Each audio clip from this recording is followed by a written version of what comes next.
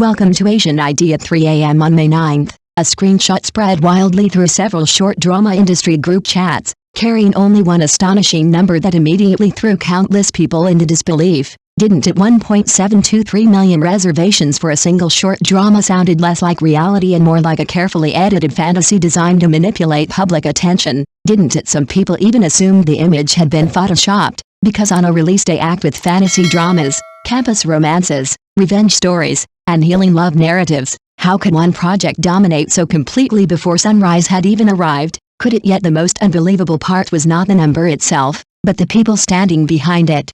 Wasn't it? One was Zhai Yiying, a young actress once overlooked so thoroughly that even her professional training seemed invisible to the industry around her. Wasn't she? The other was Charon, a struggling performer who once sat alone inside a cramped rental apartment staring at over 100 ejected audition messages on his phone, wondering whether his dream had quietly failed before it ever truly began. Wasn't he in somewhere else? At almost the exact same moment this reservation number exploded online, another young actress reportedly froze during an interview when a journalist asked how she felt about being mocked for her terrified acting skills. Didn't she? She paused for a long time before answering, her eyes turning slyly red beneath the studio lights, as though the question itself had reopened wounds she spent years trying to hide. Hadn't it? Moment revealed something cruel about the short drama industry. Didn't it? Every release schedule resembles an enormous examination hall where success and failure seem predetermined long before actors ever step in front of the camera. Doesn't it? For Zhai Yiying, the realization that she had finally become famous arrived in an almost absurd way.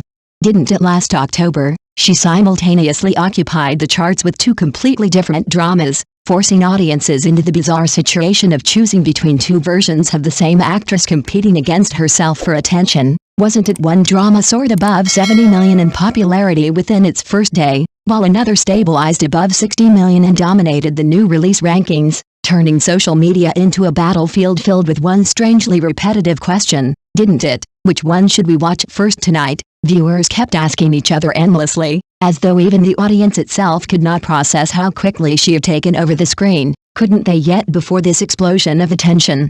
Very few people had seriously examined her journey. Had they? Born in Xinjiang, Hae-in, in 2002, Zhai Yiying graduated from a performing arts program, appeared in a few films and television projects, and quietly established her own studio in 2024. Yet none of it initially changed her fate, did it? The short drama world is both enormous and suffocatingly small at the same time, because countless actors compete endlessly for the same fleeting swipe of the viewer's thumb. Don't they? Her breakthrough finally arrived through Zhi Fu, where she portrayed twin sisters so differently that audiences suddenly realized the seemingly gentle girl possessed far greater technical skill than anyone expected. And they with only subtle changes in her gaze and expression, she transformed from a fragile innocent woman into a terrifying revenge-driven queen, proving that trained performers still carry a different weight even inside fast food entertainment.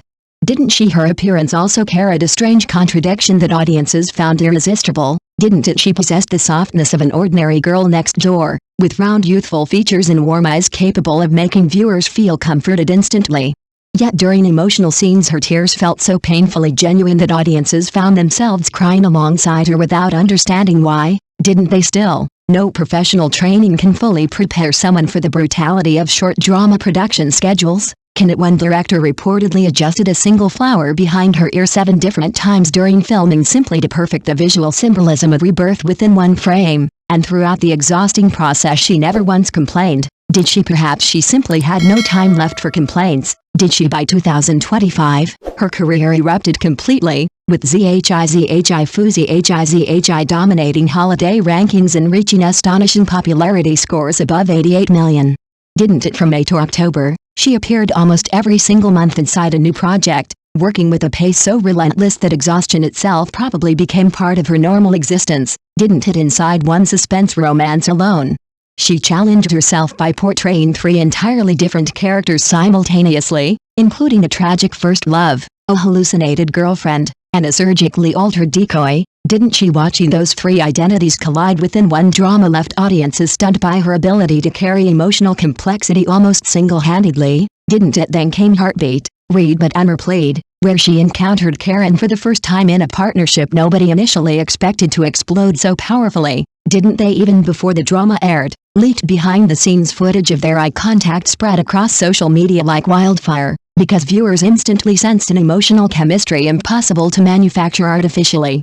Didn't they? Yet before meeting each other, the two actors had traveled through entirely different kinds of hardship, hadn't they? Back in 2023, Charon lived quietly in Nanchang while storing more than 100 failed audition conversations inside his phone like invisible scars documenting rejection after rejection. Didn't he? His entry into short dramas happened almost accidentally during a university internship when a senior introduced him to a small production team, and after completing his first project he initially dismissed the entire field as temporary and unstable. Didn't he? At the time, he still dreamed of joining a theater troupe because stage acting felt closer to the professional identity he had studied for years. Didn't it? Short dramas looked uncertain, disposable, and perhaps even artistically inferior in his eyes, didn't they? Yet after filming several more projects, something inside him slowly changed, didn't it? He realized that screen acting demanded a terrifying level of precision completely different from theater performance, because on-stage actors survive through grand movements and powerful projection,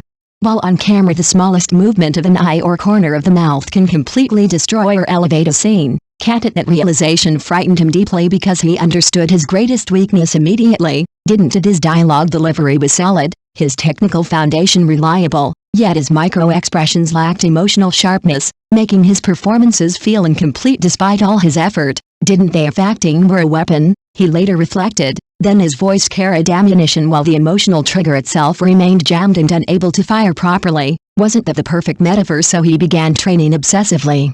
Didn't he? Every morning he practiced vocal exercises and revisited fundamental techniques while repeatedly studying famous performances frame by frame like someone dismantling the intricate gears of a watch in search of hidden secrets, didn't he? And perhaps that is the cruelest yet most beautiful truth about this industry, isn't it? Audiences often see only the glamorous final numbers, the trending rankings, and the viral romantic scenes flooding their screens late at night. But hidden underneath every explosion of popularity are countless invisible hours of humiliation, repetition, loneliness, and stubborn persistence, aren't there? Because sometimes the difference between becoming forgotten and becoming unforgettable is not talent alone, but whether someone continues practicing in silence long after the rest of the world has already decided they will never succeed.